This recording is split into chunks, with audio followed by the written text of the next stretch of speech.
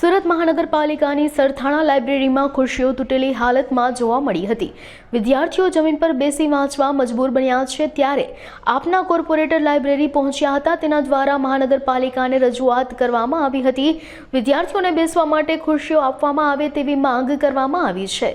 નમસ્કાર, હું મહેશભાઈ અણગણ, કોર્પોરેટર સુરત મહાનગરપાલિકા આમ આદમી પાર્ટી। સરથાણા વિસ્તારની અંદર જે લાઇબ્રેરી આવી છે એ લાઇબ્રેરીની અંદર આજરોજ અહીંયા જે સ્ટુડન્ટો જે આવે છે વાંચવા માટે, એમના દ્વારા ફરિયાદ હતી કે અહીંયા બેસવા માટે ખુરશીઓની ખૂબ અછત છે।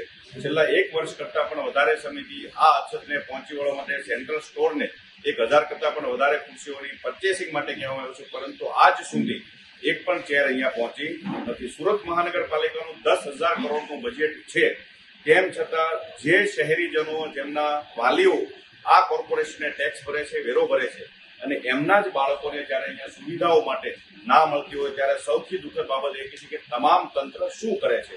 આ 1 વર્ષ અગાઉ પણ અહીંયા આ જ બાબતે ચીમકી આપવી પડી હતી, ચેર માટે ચીમકી આપવી પડી હતી, અને ત્યારે માંડ 25 ખુરશીઓ લગભગ અહીંયા પહોંચી હતી, પરંતુ એની જે ગુણવત્તા હતી એકદમ હલકી કક્ષાની હતી, અને જેના કારણે અહીંયા જે આપણે જોઈ રહ્યા છો તમામ ખુરશીઓની હાલત તૂટલી છે।